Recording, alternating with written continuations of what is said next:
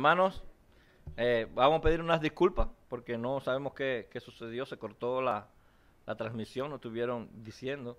Vamos a continuar donde yo creo que se cortó la transmisión. Estamos en el versículo 13, Apocalipsis, capítulo 2, versículo 13, donde dice: yo conozco tus obras. Jesús le está diciendo a la iglesia de Pérgamo: yo conozco tus obras y dónde moras, donde está el trono de Satanás. Dios le dice que Él conoce las obras de esta iglesia, habitando donde está el trono de Satanás, hermanos. Esta gente no solamente estaba sufriendo la persecución romana, sino que tenía una gran presión social también. Cristo les dice 2 veces: ustedes habitan donde está el trono allí de Satanás. Y como vimos en la introducción, decíamos hace un rato, esta ciudad adoraba todo el panteón de los dioses paganos de Roma. Desde Zeus, el dios de la salvación para ellos, Esculapio, el dios de la medicina, Dionisio, el dios del vino, Atenea, la diosa de la sabiduría. También tenían allí a Diana. No tenían un panteón grande para Diana, porque Diana tenía su gran panteón en Éfeso, pero los burdeles representaban allí a Diana, y aquello estaba lleno de inmoralidad, de perversidad y de lujuria. Esta ciudad la caracterizaba eso: inmoral, perversión y lujuria. Te puedes imaginar las personas, los hermanos que allí vivían, en aquella ciudad, cuando llevaban a los niños a la escuela, cuando los compañeros de los niños, los padres de ellos adoraban a todos estos tipos de dioses, y qué había en la cabeza, qué conversación podían llevar aquellos jóvenes o aquellos niños, podían llevarle a nuestros hijos o a los hijos de estos hermanos que estaban allí reunidos. ¿Cuál podía ser su plática? O los compañeros de trabajo de aquellos hermanos que tenían un empleo, cuando se reunían con aquellos otros que adoraban a aquellos todos dioses, y visitaban a los burdeles, y visitaban a todas aquellas camarillas de dioses que se adoraban allí, o los vecinos. ¿Ustedes recuerdan cuando Daniel estuvo orando por 21 días? Por 3 semanas, porque quería conocer la interpretación de una visión. Y se le aparece el ángel, y el ángel le dijo que desde que él puso su corazón a entender todo lo que Dios tenía allí, Dios le había mandado la respuesta, pero se tardó 21 días porque había un demonio peleando con este ángel para que no pudiera llegar el mensaje, la respuesta a la oración de Daniel. Y dijo, y al rato vino el ángel Miguel a ayudarme, y al rato yo tengo que irme porque viene también un demonio de Grecia. Hay ciudades, hermanos, que tienen todas estas características, son percibibles, donde el pecado, la inmoralidad, allí reinan.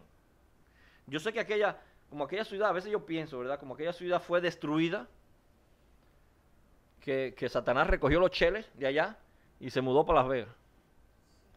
Porque Las Vegas está bautizada como la ciudad del pecado. Y en ocasiones, a mí me gustaría decir, como ya tenemos tantos años viviendo aquí, a mí me gustaría decir la mal llamada ciudad del pecado, pero no es mal llamada. Se ha ganado ese nombre.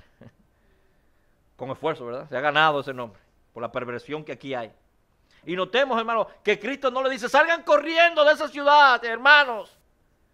Discípulos míos, salgan corriendo de allí de Pérgamo. No. Todo lo contrario, alaba la fe de estos hermanos que estaban allí. De cierto es que dice la palabra que donde abunda el pecado, sobreabunda la gracia.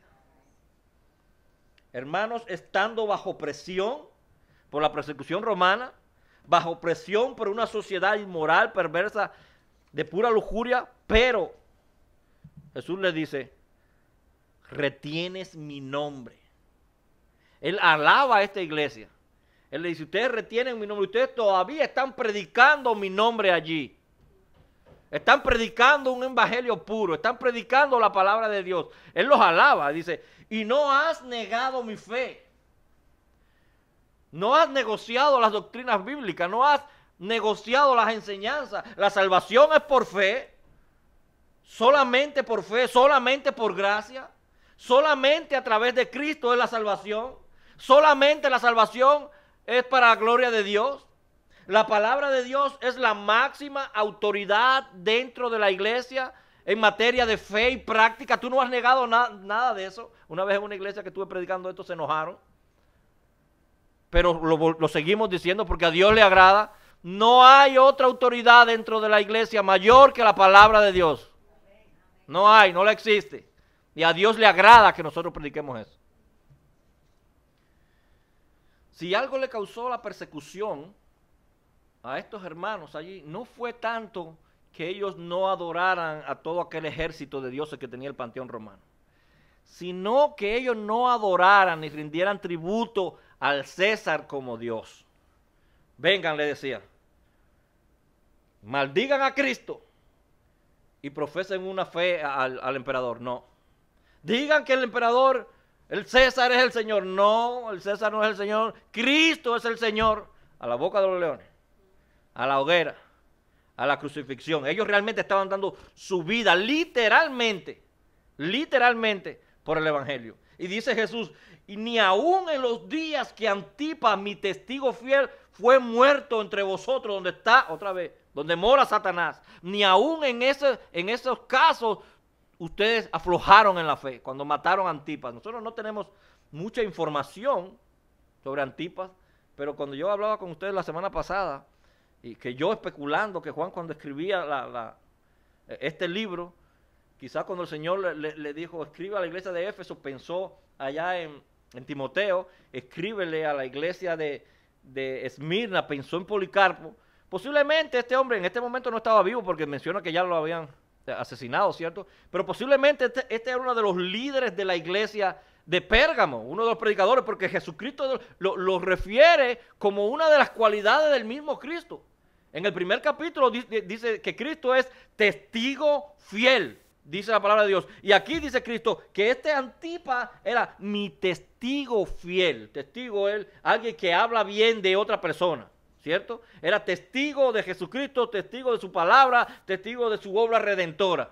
Fielmente y por predicar la palabra fielmente. Este dato sí lo tenemos en literaturas seculares. Este hombre fue hermano en Cristo cocinado dentro de uno de los ídolos de metal que tenían allí aquellas personas. Allí lo metieron, le prendieron fuego por fuera y lo cocinaron vivo, hermanos. Por su fe. Por su fe. Estos hermanos no solo tenían la presión exterior, hermanos, la presión de la persecución romana, no solamente tenían la persecución, la presión de aquel todo movimiento social que estaba allí alrededor, sino que también tenían una presión de la situación interna de la iglesia. De la situación interna de la iglesia. Mira lo que dice el versículo 14, capítulo 2, versículo 14. Pero tengo unas pocas cosas contra ti, que tienes ahí a los que retienen a la doctrina de Balaam. Le halló el pero el Señor a la iglesia. Como él le hace una radiografía, le dijo todos los órganos que están bien, y le halló allí una manchita en el pulmón, como decíamos hace 2 semanas atrás. Que retiene lo que tienen la doctrina de Balaam. ¿Qué es lo que hacía Balaam? Dice Dios. Dice Dios que enseñaba a Balac, escuchen lo que hacía Balaam, enseñaba a Balac a poner tropiezo ante los hijos de Israel. ¿Qué más hacía Balaam? Enseñaba a comer de cosas sacrificadas a los ídolos, a los hijos de Israel, y a cometer fornicación. En este libro, en el libro de Números, de los capítulos 22 al 25, se nos habla de toda esta historia. Un falso profeta que se vendió por dinero. A Balac, el rey moabita, le ofrece riquezas, le ofrece dinero a este Balaam para que él maldijera al pueblo de Israel. Allá va por primera vez y él dice, bueno, yo solamente voy a decir lo que se me he dado desde arriba. Si lo que Dios me ponga en la boca es lo que voy a hablar. Y llega la primera vez y cuando quería maldecir, lo que salían de su boca eran maldiciones para el pueblo de Israel. bendiciones para el pueblo de Israel. Se enojaba Balac, ¿verdad? Y entonces le ofrecía más riqueza, le ofrecía más dinero. Iba la segunda vez. Quería maldecir al pueblo de Israel y lo que salía eran bendiciones de la boca de Balac. Y así sucedió también la tercera vez. Y Balac no podía maldecir al pueblo de Israel. Pero dice, yo quiero toda la riqueza. Él pensando, yo quiero toda la riqueza que este Balac me está ofreciendo. Y entonces él aconseja a este rey moabita a que mande a las mujeres a que se le acerquen a los hijos hombres de Israel, que los seduzcan. Y así cuando ellos se unan a ellos, lo atraigan para que ellos sirvan a sus dioses y cometan fornicación. Le dice Balaam, el Dios de ellos, tú no vas a tener que hacer nada. El Dios de ellos solito lo va a castigar, tú tranquilo. Y miren lo que dice el capítulo 25. Capítulo 25 de Números. A partir del versículo 1. Dice, moraba Israel en Sitín y el pueblo empezó a fornicar con las hijas de Moab. Ya empezó. Las cuales invitaban al pueblo a los sacrificios de sus dioses y el pueblo comió y se inclinó a sus dioses. Cayeron a esta invención, a esta estrategia de Balaam. Así acudió el pueblo a Baal Peor, se le llamó a aquella situación, se le llamaba Baal Peor. Así acudió el pueblo a Baal Peor y el furor de Jehová se encendió contra Israel. Y Jehová le dijo a Moisés, oigan lo que le dijo Jehová a Moisés, toma a todos los príncipes del pueblo y ahórcalos ante Jehová delante del sol. Y el ardor de la ira de Jehová se apartará entonces de Israel. Entonces Moisés dijo a los jueces de Israel, matad cada uno a aquellos de vosotros que se han juntado con Baal Peor. Y aquí hay una pequeña historia de algo que sucedió. Y aquí un varón de los hijos de Israel vino y trajo una madianita a sus hermanos, a ojos de Moisés y de toda la congregación de los hijos de Israel, mientras lloraban ellos a la puerta del tabernáculo de reunión. Y lo vio Fines, hijo de Eleazar, hijo del sacerdote Aarón, y se levantó en medio de la congregación y tomó una lanza en su mano y fue tras el varón de Israel a la tienda y los alanceó a ambos, al varón de Israel y a la mujer por su vientre. Y cesó entonces la mortandad de los hijos de Israel. Y murieron, escuchen hermano, murieron aquella tarde 24,000 personas. 24,000 personas. Los muertos y el sufrimiento, Kobe y Kevin, fueron terribles. Los muertos y el sufrimiento en aquellos momentos fueron terribles. Porque no solamente fueron las personas que fallecieron, sino al día siguiente allí habían madres con hijos muertos que estaban sufriendo.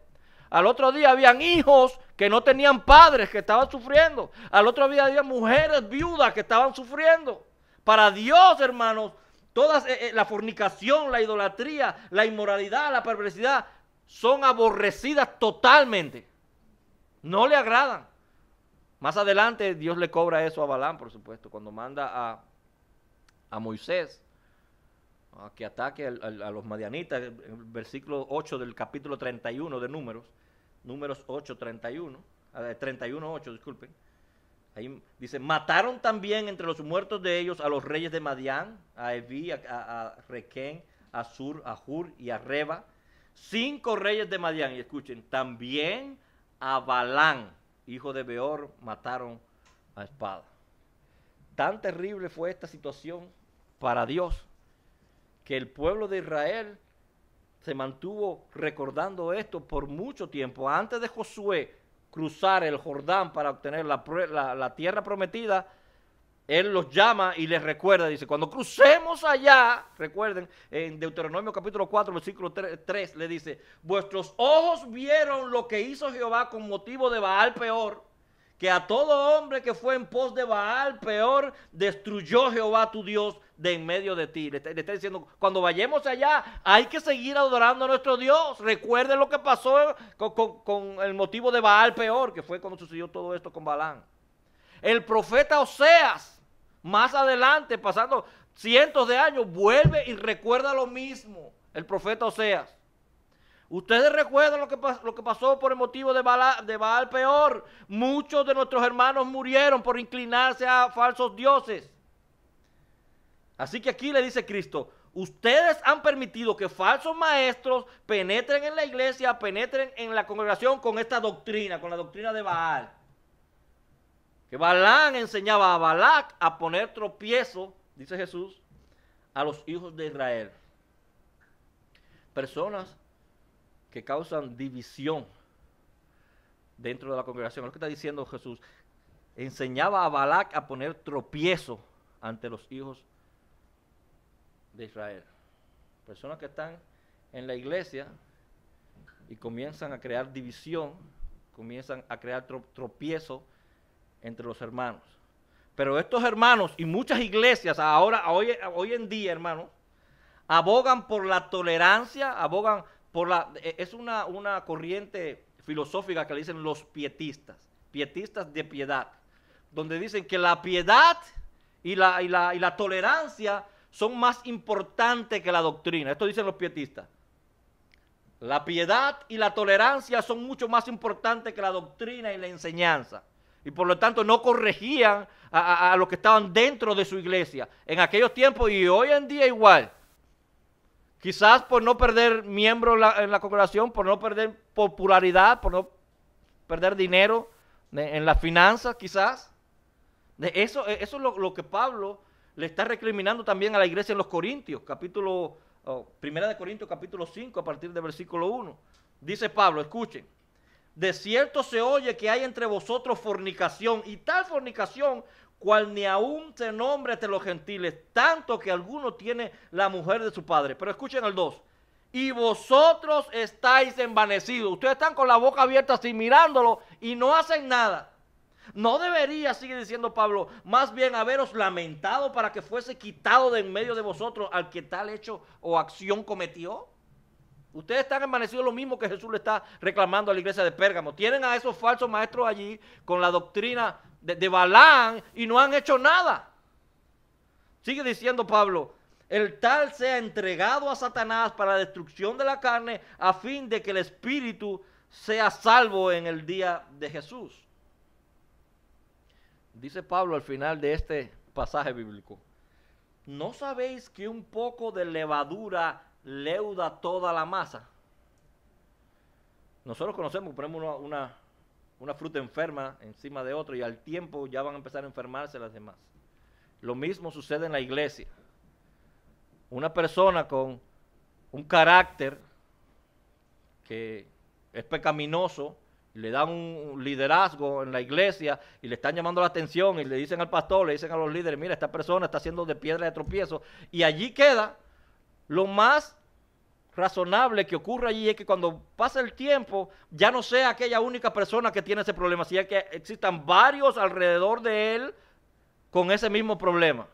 ¿Por qué? Porque cuando hay una persona que con un carácter fuerte no me saluda, o una persona con un carácter fuerte me responde mal y nadie le llama la atención, pues yo voy a hacer lo mismo.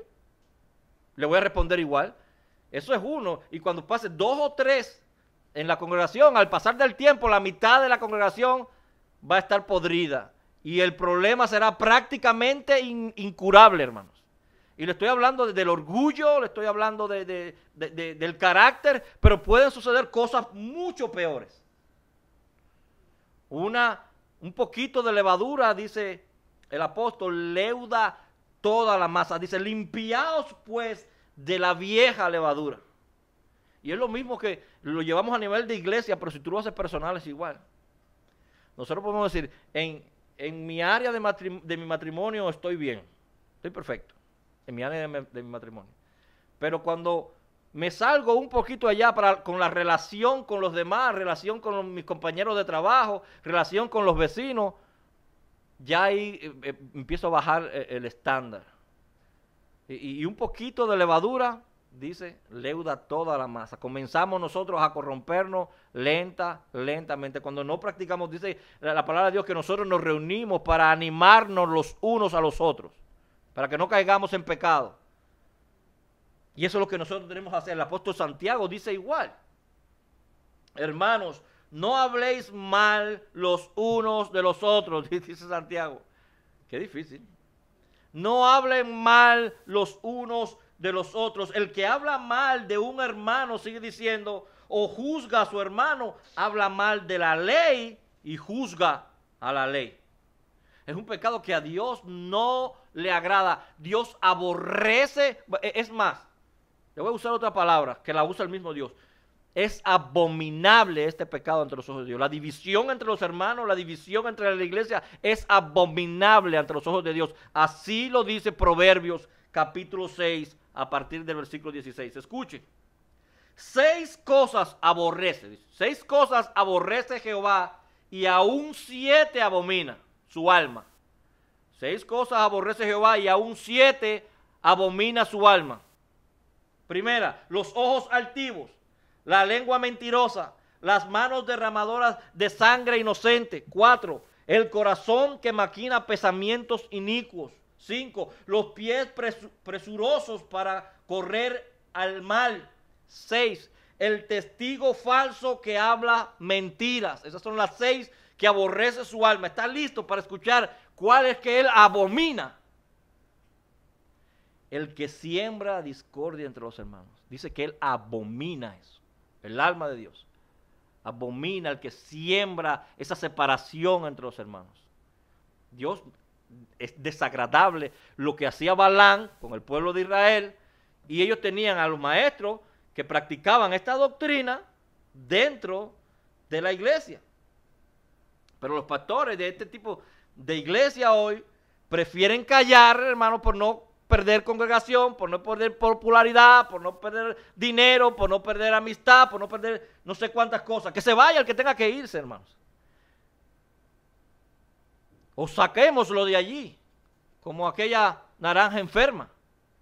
Si no quieren someterse a la autoridad de la palabra de Dios, si no quieren someterse a Dios, que se salgan o lo sacamos. Pero no van a corromper, a leudar toda la masa, que son hijos y hijas de Dios. No lo vamos a permitir. Hay personas que no quieren reunirse en la iglesia simple y llanamente porque no quieren dar cuenta a la autoridad. No quieren dar cuenta a una persona. Bueno, déjame decirte, a Dios le agrada porque Él fue el que la instituyó, la iglesia, y puso allí ancianos, líderes, diáconos. Lean el libro de los Hechos.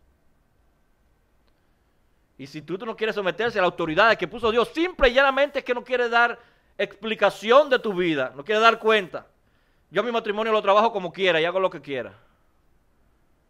En mi trabajo, en mi relación personal, yo vivo como quiera. Por eso yo no tengo que ir a la iglesia. Yo solo me mando. Se oye muy bonito. Yo tengo mi relación personal con Dios. Yo y Dios. Lo que está diciendo es que no quiere darle cuenta a un pastor, no quiere darle cuenta a una iglesia, a unos ancianos que velan por tu alma delante de Dios. Es lo que dice la palabra de Dios. Lo que debe hacer el pastor y los diáconos allí. Velar por tu alma porque ellos tienen que dar cuenta a Dios por ella. ¿A qué otra cosa incitaba Balaam a Israel? Dice el Señor Jesús ahí. A cometer fornicación. Lo mismo que hacían, el mismo estilo de vida que hacían los nicolaitas, ¿recuerdan? Que ya lo estudiamos. Son dos doctrinas que son prima hermanas. Aquí le dice Jesús en el versículo 15. Apocalipsis 2:15.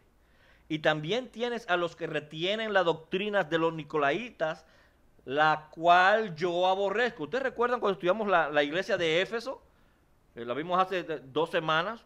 Que la iglesia de Éfeso enfrentó y luchó esta doctrina de los nicolaitas. Y Jesucristo la alabó por eso. Y dijo, yo también aborrezco a esa doctrina. Sin embargo, esta iglesia de Pérgamo se dejó minar por dentro. Completamente aceptó la doctrina de aquellos falsos maestros. Y Cristo entonces tiene que reprenderla.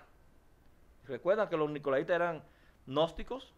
Que decían que lo que tú haces con el cuerpo no afectaba o no afecta el espíritu, no afecta a tu alma, que nuestro espíritu está preso allí dentro de nuestro cuerpo y que solamente, por eso se llaman gnósticos, que cuando tú llegas al conocimiento de un secreto que está en la Biblia, entonces tu alma es liberada y unida a Dios, que no todos alcanzan ese conocimiento, pero que lo que tú haces con el cuerpo no afecta el alma.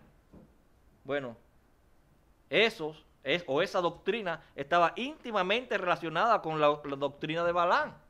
porque Balaam incitaba al pueblo de Israel a que tuviera fornicación, a que tuvieran relaciones los israelitas con las moabitas. Es lo mismo que dicen los gnósticos. Bueno, tengamos relaciones, eso no afecta nuestro espíritu, nuestra alma.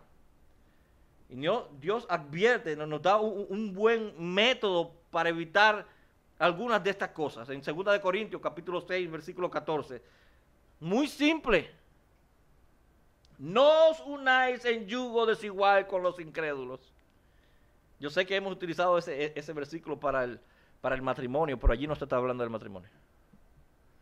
Dice Dios, no os unáis en yugo desigual con los incrédulos. Porque qué compañerismo, dice, qué unión tiene la justicia con la injusticia. Nos pone 3 ejemplos. Y qué comunión la luz con las tinieblas. Y en qué concordia Cristo con Belial. Y al final va al punto y dice, ¿o qué parte tiene el creyente con el incrédulo? Se lo está poniendo directo. ¿Qué parte tiene el creyente con el incrédulo? ¿Y qué acuerdo hay entre el templo de Dios y los ídolos? Porque ustedes, dice, son templo de Dios, comprados con sangre. Nos está dando la solución.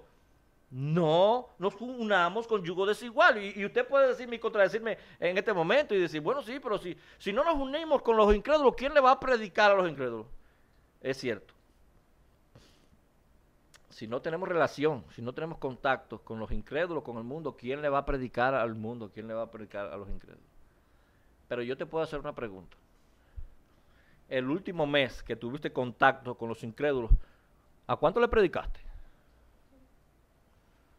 6 meses atrás que has tenido. ¿Cuánto contacto en 6 meses has tenido con los incrédulos? Mucho, ¿verdad? ¿A cuánto le has predicado en 6 meses? Vete para atrás, 1 año, 2, 3. Sí, tenemos contacto con los incrédulos, pero para nosotros decir que tenemos que tener contacto con ellos para poder predicarles, que tenemos que predicarles. Lo que queremos es justificarnos y nosotros actuar igual. Esto es lo que sucede ahora en el nuevo cristianismo, vamos a llamarlo de esta manera. Las personas se convierten a Cristo, pero no quieren tener un cambio total de vida. Quieren tener un pie en el mundo, actuar como las cosas del mundo y entonces actuar también como los cristianos. Entonces vamos caminando con los pies así medio raros y se nos nota cuando caminamos. Se nos nota. Queremos vivir como el mundo y queremos vivir el estilo de la iglesia. Son incompatibles, dice la palabra del Señor. No se puede vivir así. Y es lo que Jesucristo le está advirtiendo a esta iglesia. Has permitido, te has dejado minar de estas doctrinas. Y usted puede decir, bueno, yo no soy fornicario, me salvé. Por ahí, lo que está hablando el Señor Jesús. No soy idólatra.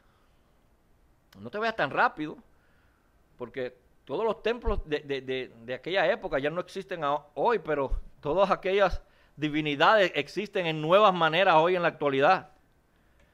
El templo de la diosa Diana tiene muchos burdeles por ahí, pero te lo hacen llegar a través del teléfono. Esta semana me asusté, me llegó un texto, un mensaje de una persona conocida y abro y era un video pornográfico increíble. Me asusté, yo andaba solo manejando y miré para los lados a ver si alguien me estaba mirando. Todavía esos dioses, un Dios falso es simplemente todo aquello que toma el lugar de Dios en tu vida. Tu tiempo, tu dinero, en qué piensas, en qué gastas tu tiempo diario, en qué te aplicas diariamente. Ese es tu Dios, en lo que haces. Esa es la palabra de Dios, ojalá sea. Y Cristo llama a esta iglesia al arrepentimiento, como nos llama a nosotros también. Versículo 16, por tanto arrepiéntete, dice, pues si no vendré a ti pronto y pelearé contra ellos con la espada de mi boca. Arrepentimiento, lo que siempre se ha predicado en el Evangelio, desde que vino Juan el Bautista. Desde que vino Juan el Bautista fue lo primero que dijo, arrepiéntense y bautícense, ¿se recuerdan? Y Jesucristo eso mismo predicaba, arrepiéntete y crean en mí, es lo que predicaba Jesús. Arrepiéntete y bautícense, Juan el Bautista, arrepiéntete y crean, dice Jesús. Arrepentimiento, arrepentimiento. Denle la espalda al camino que antes llevaba. Saquen a aquella gente de la iglesia que no conviene. Es lo que dice la palabra del Señor. También ahí en Santiago. hay que comenzar la limpieza por la iglesia, hay que comenzar la limpieza por nuestra vida primero, para poder levantar después los ojos. Dice Santiago que desde afuera, Dios se encarga de los de afuera. Por tanto, dice, si no te arrepientes, pelearé contra ellos con la espada de mi boca. Va a traer juicio, va a traer justicia.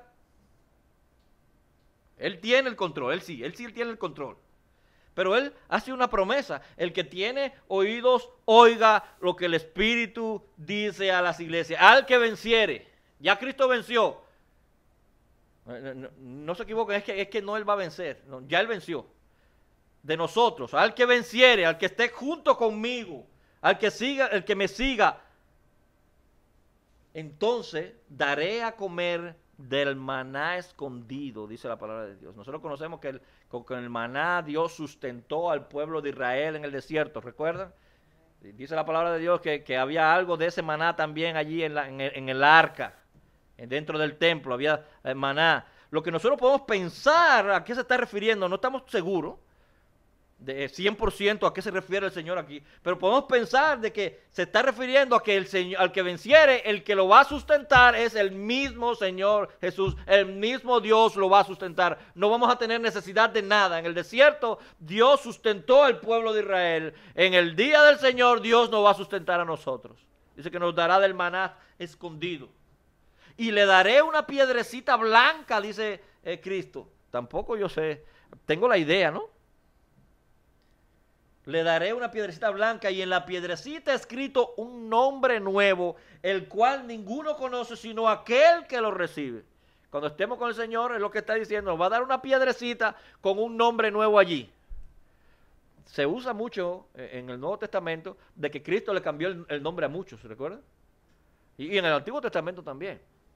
A Jacob le puso Israel, a Abraham, a Pablo, Saulo.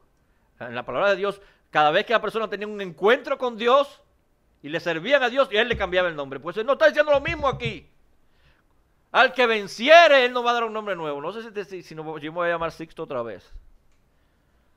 Pero si vencemos con él, no si, vamos a vencer con él. Nos va a dar un nombre nuevo. Siempre y cuando nuestro estilo de vida no refleje este estilo de vida que estaba reflejando la iglesia de Pérgamo, permitiendo que estuviera infectada allí con aquella doctrina de división, con aquella doctrina de fornicación. Bueno, más aún, no permitiendo que tu vida y la mía estén infectadas de pornografía, de idolatría, de fornicación, de adulterio, de todos los pecados, de borrachera, de orgías. Yo espero que ninguno de estos pecados ya habiten en la vida de nosotros, en la vida del creyente.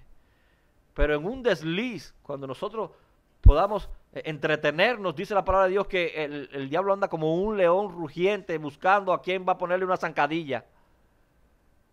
Y cómo nosotros nos mantenemos velando en la palabra de Dios, afincados allí. Oh Padre eterno, te damos las gracias en esta tarde por habernos revelado, Señor, a través de tu palabra, habernos revelado, iluminado esa palabra grandiosa, por haber iluminado la mente de mis hermanos, mi mente, el corazón de mis hermanos, mi corazón, oh Padre, y poder entender la necesidad que tiene tu pueblo de ti, la necesidad que tenemos nosotros personalmente de ti, de deshacernos de toda la basura que no nos edifica y llenarnos nosotros de tu espíritu y de tu palabra para poder seguir siendo transformados. Padre, dirige a tu iglesia, Padre, dirige a tus hijos, Padre, dirige a tus siervos. Te rogamos en el nombre de tu Hijo, oh Padre eterno, que tú nos cuides personalmente. Si tienes que cargarnos, Señor, cárganos. Si tienes que empujarnos, empújanos. Te lo rogamos en el nombre de Jesús. Amén y amén.